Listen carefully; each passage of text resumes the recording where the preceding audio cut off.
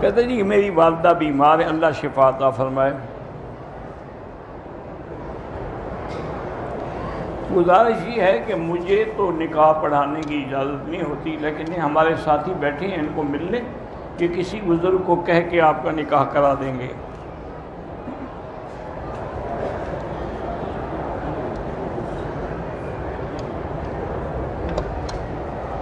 میاں بیوی عمرے پہ آئے، طواف مکمل کرنے کے بعد 2 رکعت بھی پڑھ لی، لیکن صفا مروہ کے 2 چکر لگا کے میاں نے بھی سر منڈوا لیا اور بیوی نے بال کٹے، بالکل ان پہ دم پڑ گئی اس طرح، یعنی صفا مروہ انہوں نے کی ہی نہیں تو 7 چکر کر دیتے۔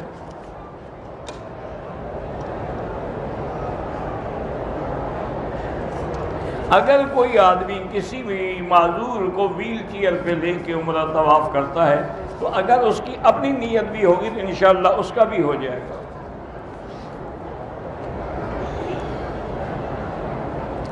بہرحال جنازہ ہو یا کوئی نماز ہو، امام کے آگے نہیں ہونا چاہیے۔ وتر نماز میں اگر دعائے قنوت نہیں پڑھی تو حنفی مسلک میں سجدہ سہو ہے، ان کے نزدیک دعائے قنوت واجب ہے۔ باقی ائمہ کے نزدیک دعائے قنوت سنت ہے، ان کے نزدیک سجدہ نہیں ہے۔ میری خالہ اور میرے نانا جان بیمار ہیں، اللہ شفا عطا فرمائے۔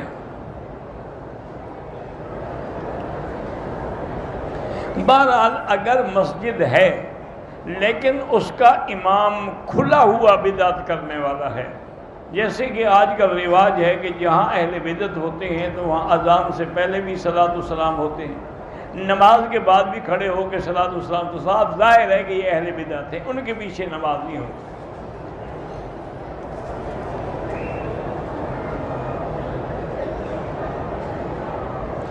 بھئی اگر کوئی آدمی قرآن صحیح نہیں پڑھ سکتا اس کو امام نہ بنائیں۔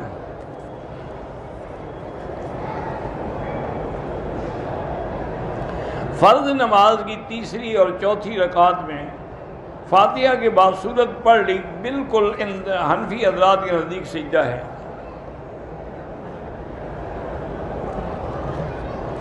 بالکل جب بھی حضور صلی اللہ علیہ وسلم کا ذکر آئے تو ہر مسلمان کو درود شریف پڑھنا چاہیے، اگر پورا درود شریف نہ بھی پڑھ سکے تو صلی اللہ علیہ وسلم۔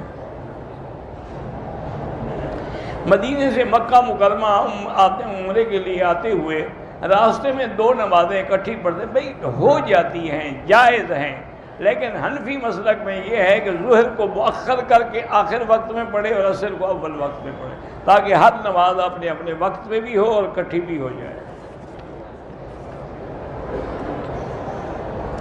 میرے بیٹے کا نام سیف الرحمان ہے، بیمار ہے، اللہ شفا عطا فرمائیں۔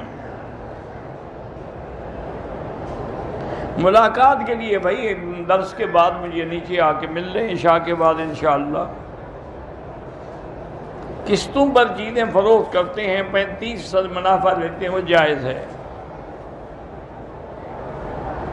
میرا لڑکا لاکھوں ریال کا مقروض ہے، اللہ اس کے قرض ادا فرما دے، اور جو بھی مقروض ہیں اللہ ان سب کے قرض ادا فرما دے، اور اس کے لیے جتنا استغفار پڑھیں گے انشاءاللہ تو اللہ مدد فرمائیں گے۔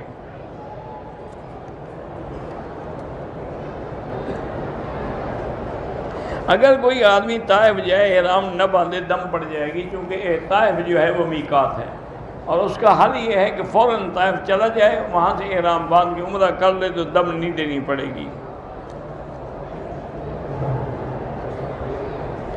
اور طائف کا بھی یہی مسئلہ ہم نے بتا دیا ہے کہ بغیر احرام کے وہاں سے نہ آئیں۔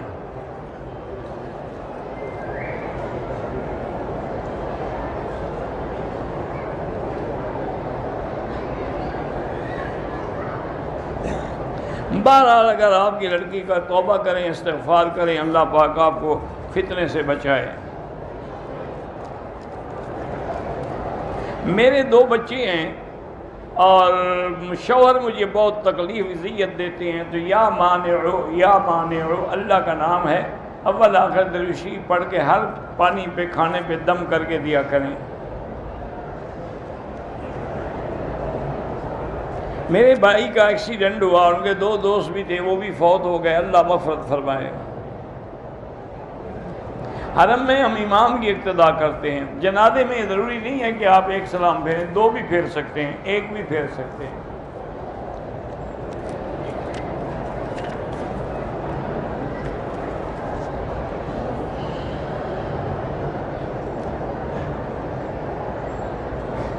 اگر قالین پہ ایسی شکلیں بنی ہوئی ہیں جو کسی جاندار کی ہیں تو اس پہ نماز نہ پڑھیں۔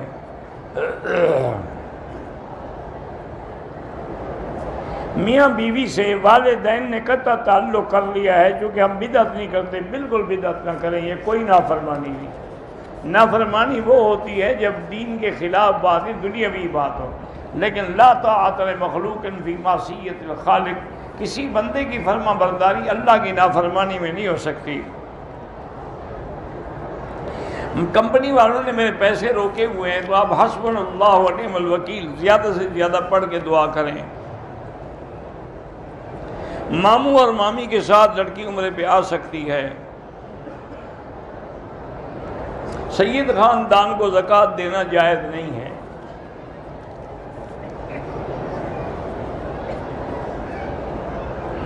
بہرحال حضرت حسین کا غم کس کو نہیں ہے، ہر مسلمان کو غم ہے، آنسو بہانا جائز ہے، ماتم کرنا حرام ہے۔ حضرت علی نے کربلا جانے سے کیوں نہیں روکا؟ حضرت علی تو فوت ہو چکے تھے، کیسے روکتے؟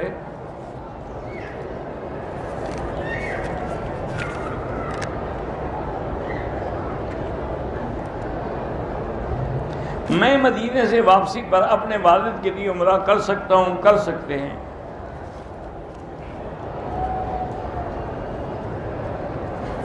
بہرحال کوشش یہ کیا کریں کہ عورتیں نہ تو نماز میں آگے ہوں نہ برابر کھڑی ہوں۔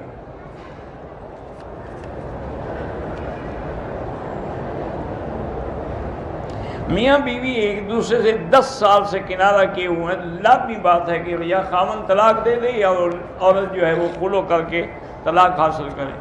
10 سال بیٹھی رہے یعنی بغیر خاوند کے۔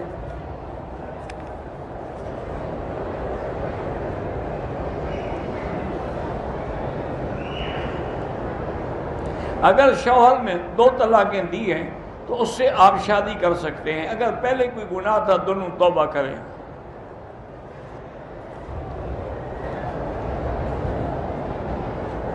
لوگ مسجد میں بارش کے لیے دعا کرواتے ہیں، لوگوں سے پیسے لے کے حلوہ تقسیم کرتے ہیں، یہ حلوہ تقسیم کرنا ناجائز ہے۔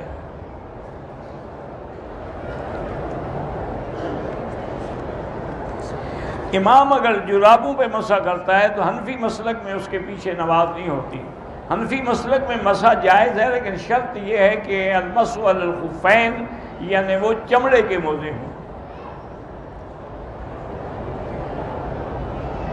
فرض نماز کی قضا باقی ہے، نفل بھی قبول ہوتی ہے، تہجد بھی ہوتی ہے، لیکن فرض قضا پڑھتے رہیں۔ صحیفے بھی کتاب کو کہا جاتا ہے، صحف ابراہیم و موسیٰ۔ اگر آدمی کو بار بار قطروں کی شکایت ہے تو نیچے کوئی ایسی چیز باندھ سکتا ہے جس سے اس کے کپڑے بھی خراب نہ ہوں اور ہر نماز کے لیے نیا وضو کریں۔ مرغی کے پنجے اگر کھائیں تو جب مرغی حلال ہے تو سب کچھ حلال ہے۔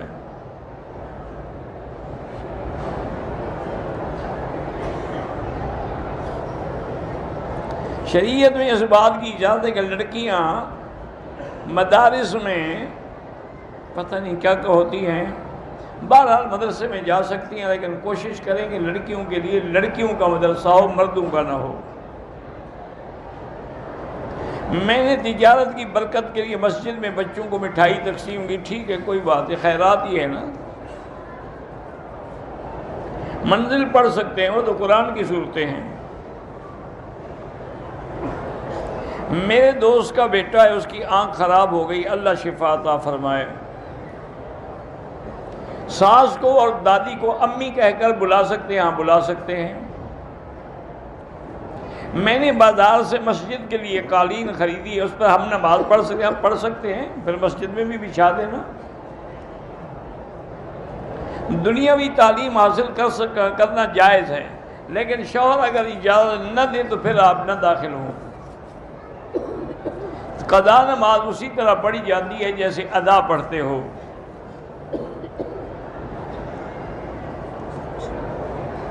میرے نانا نے مجھے زمین کا کچھ حصہ ہبہ کیا، کیا میں ان کی وفات کے بعد لے سکتا ہوں؟ اس نے سب کو ہبہ کیا یا صرف ایک کو ہبہ کیا؟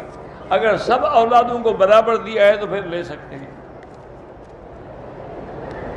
جمعہ کی نماز کے بعد کھڑے ہو کے جو صلاۃ و سلام پڑھتے ہیں وہ بدعت ہے، چونکہ اگر یہ سنت ہوتی تو سب سے پہلے صحابہ پڑھتے۔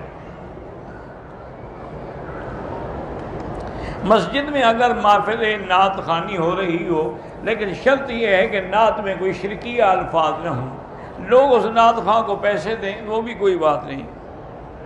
دوران طواف ہاتین میں نفل نہیں پڑھ سکتے، پہلے طواف مکمل کریں۔ میرے بیٹے کو بلڈ کینسر ہے، اللہ شفا عطا فرمائے۔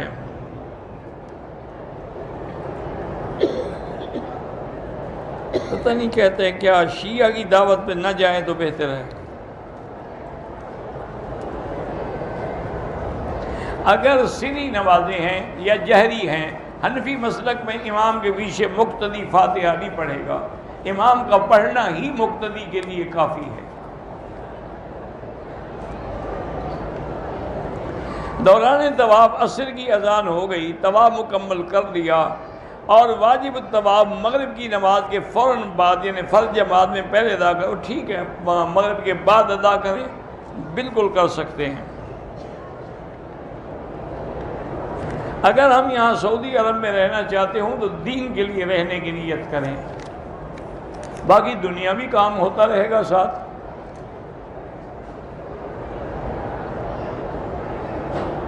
بچوں کا تو کوئی نہیں ہے، آپ نے جو احرام نہیں باندھا مدینے سے، آپ پر دم ہے، عمرہ بھی کریں اور دم بھی دیں۔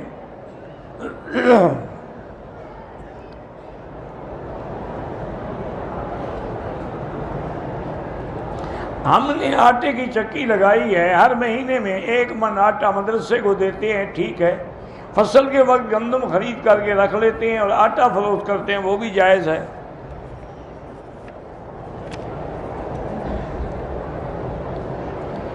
بیٹا ہے 15واں پارہ پڑھ رہا ہے، اس کا حافظہ کمزور ہے، تو دعائے حفظ جو کتابوں میں چھپی ہوئی ہے وہ پڑھ کے عمل کرے۔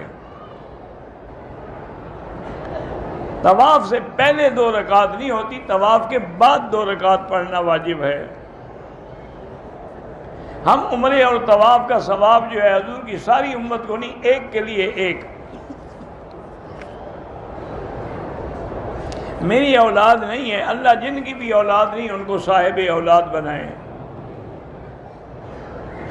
ہم نے پاکستان عمرہ کیا، سر کے بالوں پہ اس طرح پھیرا، پھر مسجد عائشہ سے ایک عمرہ کیا، مدینے سے واپسی پہ عمرہ کیا، سر کے بالوں میں 3 جگہ کٹ لگوائے۔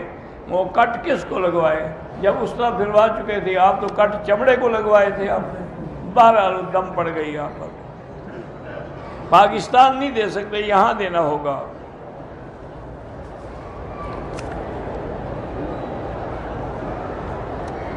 اگر کسی نے مال جو ہے ناجائز طریقے سے کمایا لیکن اب سچی توبہ کر لی تو کوشش کرے کہ وہ مال جو ہے لوٹا دے اصل مالکوں کو، اصل کو نہ لوٹا سکے تو خیرات کر دے۔ بیوی اگر ساس کی نافرمان ہو، اللہ اس کو ہدایت دے، اس کو پیار سے سمجھائیں، پیار سے قائل کریں۔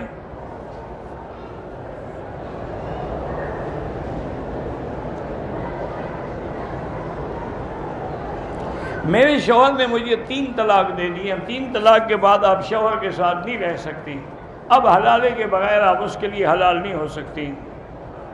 صحت مند بلا وجہ ویل چیئر پہ طواف نہ کریں، معذور جو ہے وہ کریں۔ حدود حرم میں خیرات یہ سارے جو حرم کی خدمت کر رہے ہیں یا باہر بیچارے جھاڑو دے رہے ہیں، سب کو دے سکتے ہیں۔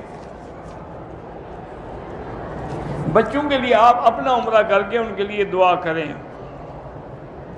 میں نے عمرے کی نیت کے بعد جب نماز پڑھی تو سر پہ کپڑا ڈال لیا، نہیں ڈالنا چاہیے تھا لیکن کوئی دم نہیں۔ بہرحال حرم میں آنے والے سب مسافر ہیں، سنتیں معاف ہیں ان کو، لیکن پڑھیں تو ثواب ہے۔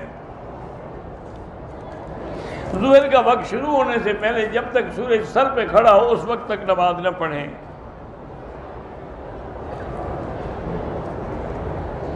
میرا بھائی انڈیا میں انگلش فلموں میں پتہ نہیں کیا کرتا ہے، اللہ اس کو ہدایت دے۔ بڑے جانور کی قربانی میں 7 حصے ہوتے ہیں، والدین کا بھی رکھ سکتے ہیں، حضور پاک صلی اللہ علیہ وسلم کے لیے بھی رکھ سکتے ہیں۔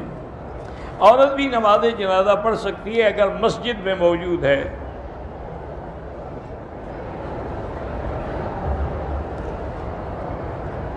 میری بیوی 5 سال سے مجھے چھوڑ کے چلی گئی، طلاق دے دو جان چھوٹے، بس۔ جب وہ آپ کے ساتھ رہنا ہی نہیں چاہتی تو بلا وجہ وہ گناہ کرے تو آپ کے ذمہ لکھے جائیں۔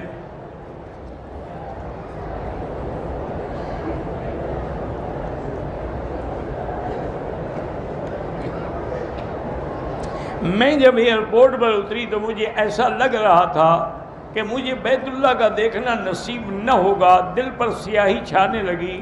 میں نے اخلاص سچے دل سے توبہ کر لی تو الحمدللہ دل ٹھیک ہو گیا، الحمدللہ، اللہ کا شکر ادا کریں۔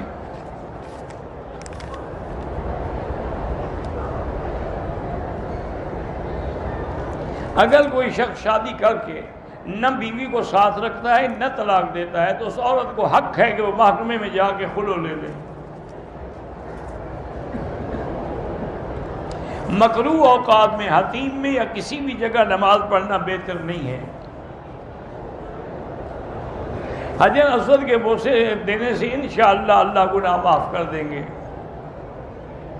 عصر کے بعد نماز نہ پڑھیں بلکہ مغرب کے بعد پڑھیں، چونکہ ایک حدیث ہے کہ لا صلاۃ بعد العصر حتی تغرب الشمس۔ بھئی سیرت النبی پہ، سیرت النبی شبلی نعمانی کی بھی ہے، حضرت مولانا ادریس صاحب کی بھی ہے، اور نظرۃ النعیم بھی ہے، کئی کتابیں ہیں، جو آپ کو ملے لے لو۔ بھینس کی قربانی جب گائے کی جائز ہے تو بھینس کی بھی جائز ہے۔ سورت توبہ کی تلاوت شروع کرنے سے پہلے اگر اس نے بسم اللہ پڑھ لی کوئی حرج نہیں، وہ تو انہوں نے فاصلہ کیا ہے تاکہ کہ دونوں صورتیں ایک ہیں یا الگ الگ ہیں، بس پڑھ لے تو کوئی بات نہیں ہے۔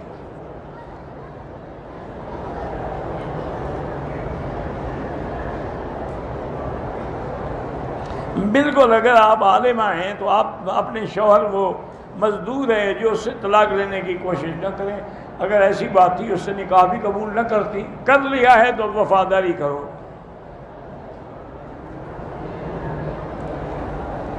میرا شوہر پاکستان میں ہے، میں اپنے والد کے ساتھ عمرے پہ آئی ہوں، کوئی گناہ نہیں، لیکن بہتر ہوتا ہے کہ خاوند سے اجازت لے کے آدمی آئے۔ استعاذہ میں ہر نماز میں تازہ وضو کرنا ہوتا ہے، کپڑا بھی پاک رکھنا ہوتا ہے، بلکہ یعنی ایسے حالات میں عورتیں پیمپر وغیرہ استعمال کر لیتی ہیں۔ کشمیر میں بھی اور پورے ہندوستان میں بھی ہندو ظلم کی حد کر رہے ہیں۔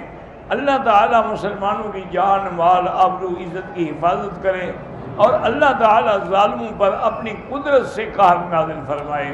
ہم عاجز لوگ ہیں، کوئی مقابلہ نہیں کر سکتے، تو لہذا اللہ سے دعا مانگیں کہ اللہم اہلک اعداءک اعداء الدین، اللہم اہلک الیہود والہنود والکفار والمشرکین، اللہم انزل علیہم بأسک الذی لا یرد علی القوم المجرمین۔ مدینے میں اگر موت کی دعا مانگے تو کوئی بات نہیں، حضرت عمر بھی مانگتے تھے۔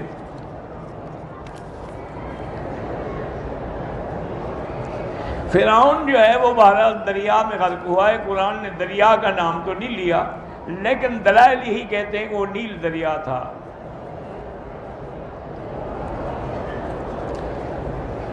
تبلیغی جماعت والے جو کام کرتے ہیں وہ گمراہی نہیں، وہ بالکل خالص دین ہے۔ موت مکے میں بھی آئے یا مدینے میں بھی آئے، ہر جگہ افضل ہے۔ خواب میں کوئی اللہ کی زیارت کر سکتا ہے، خواب میں تو ممکن ہے۔ بہرحال ٹائی پہننا بہتر نہیں ہے چونکہ یہ کافروں کی یہ تشابہ ہے۔ چادر کندھے سے اتارنا جو ہے وہ 7 چکروں میں ہے، 3 میں نہیں ہے۔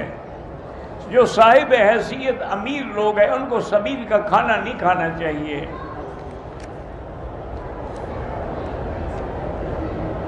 اگر میقات سے باہر رہتا ہے، میقات سے احرام باندھ کے عمرہ ادا کیا، دوبارہ عمرہ کیا، میقات سے احرام باندھے، میقات سے باندھ کے آئے۔ اگر طائف جائیں گے تو طائف سے واپسی پہ عمرہ ضروری ہے، وہ میقات ہے۔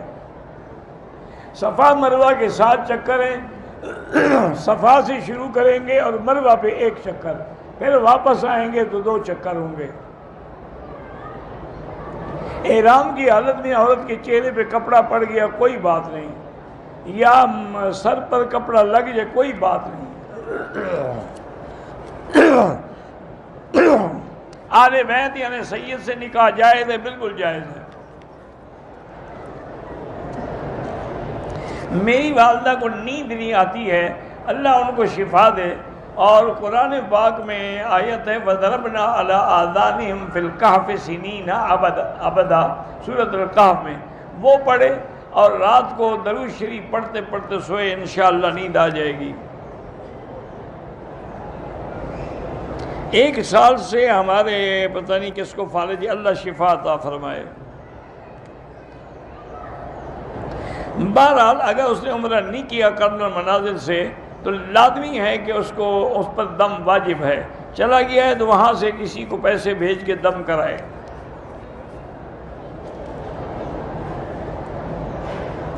بغیر سر مڑانے کے احرام اتار دیا اور بال نہیں کٹوائے، دم بھی پڑ گئی لیکن بال بھی کٹوائے فوراً، کیونکہ جب تک بال نہیں کٹوائے گا وہ احرام میں ہے۔ اگر روزے کی حالت میں عورت کو حیض آ جائے وہ روزہ نہیں ہوگا، کھا پی بھی سکتی ہے لیکن ادب سے، تاکہ لوگوں کے سامنے نہ کھائے پیے۔ مسجد عائشہ ہل ہے، عمرہ ہو سکتا ہے، میقات نہیں ہے۔ میرے خامن نے مجھے 3 طلاقیں دی ہیں، میں حاملہ ہوں تو 3 طلاقیں ہو گئی۔ حمل کی حالت میں طلاق دینا گناہ ہے، لیکن یہ نہیں کہ طلاق نہیں ہوگی۔ انشورنس کرانا بلا ضرورت ناجائز ہے۔ مسجد میں بغیر ضرورت کے کہ ہماری کوئی چیز گم ہو گئی یہ اعلان کرانا بھی ناجائز ہے۔ خمس جو ہے، خمس کی تو شیعہ کے لیے ہے، بہرحال یہ ہے کہ اب تو نہ فتح ہے نہ مال غنیمت ہے، تو خمس کس بات کا؟ اگر ہمارے پاس پیسے نہ ہوں اور دم پڑ گئی، کل واپسی ہے، وہاں سے پیسے بھیج کے بھی کروا سکتے ہیں۔ صبح کی نماز کے بعد، عصر کے بعد نماز نہ پڑھیں، بعد میں نماز پڑھیں، چاہے قضا ہو یا ادا ہو، واللہ اعلم۔ اللہم صلی علی سیدنا محمد وعلی آل سیدنا محمد کما صلیت علی ابراہیم وعلی آل ابراہیم فی العالمین انک حمید مجید۔ یا اللہ یا اللہ یا اللہ یا رحمان یا رحیم یا حی یا قیوم، یا الہی الہنا الہ کل شیء الہا واحدا لا الہ الا انت، اللہم انت المیسر لکل یسیر وانت علی کل شیء قدیر، یا لطیف الطف بنا فی تیسیر کل یسیر فإن تیسیر کل عسیر علیک یسیر۔ اللہم یسر امورنا و امور اولادنا و اخواننا و اخواتنا و بناتنا و امور من نوصانا و استوصانا و امور المسلمین۔ اللہم یسر امورنا فرج همومنا اقض عنا دیوننا، یا فارج الہم یا کاشف الغم یا مجیب دعوت المضطرین، یا رحمان الدنیا والآخرہ رحمہما فرحمنا برحمت من سواک۔ اللہم انکا عفو کریم عظیم تحب العفو فاعف عنا۔ اللہم انا نسألک العفو والعافیہ ودوام العافیہ وتمام العافیہ والشکر علی العافیہ۔ اللہم کن لنا ولا تکن علینا وانصرنا علی من بغى علینا۔ اللہم کن بنا رؤوفا رحیما ولا تجعلنا شقیا ولا محروما۔ یا اللہ بیماروں کو شفا عطا فرما، یا اللہ بیماروں کو شفا عطا فرما، یا اللہ ہماری ظاہری باطنی روحانی جسمانی بیماریاں دور فرما، یا اللہ بے حیاؤں کو حیا عطا فرما، بے اولادوں کو اولاد صالح عطا فرما، جن کے گھروں میں بچیاں ہیں ان کو خیر کے رشتے نصیب فرما، یا اللہ بے روزگاروں کو روزگار عطا فرما، قرض داروں کے قرض عطا فرما، یا ارحم الراحمین میں مانگنا بھی نہیں آتا بغیر مانگے عطا فرما۔ یا اللہ پوری دنیا میں جہاں مساجد ہیں، مدارس ہیں، دین کے ادارے ہیں، تبلیغ کے ادارے ہیں، ان کی حفاظت فرما۔ یا اللہ پوری دنیا میں علماء حق کی حفاظت فرما۔ یا الہ العالمین مسلمان فلسطین میں ہیں، کشمیر میں ہیں، ہندوستان میں ہیں، روہنگیا میں ہیں، حلب میں ہیں، شام میں ہیں، یا اللہ ان کی جان مال آبرو عزت کی حفاظت فرما۔ یا اللہ ان کو ہر ظلم سے محفوظ فرما۔ ربنا تقبل منا انك انت السميع العليم۔ اللهم احفظ سائر بلاد المسلمين هذا البلد الامين فاجعلها آمنا مطمئنا سخاء رخاء الى يوم الدين برحمتك يا ارحم الراحمين۔ سبحان ربك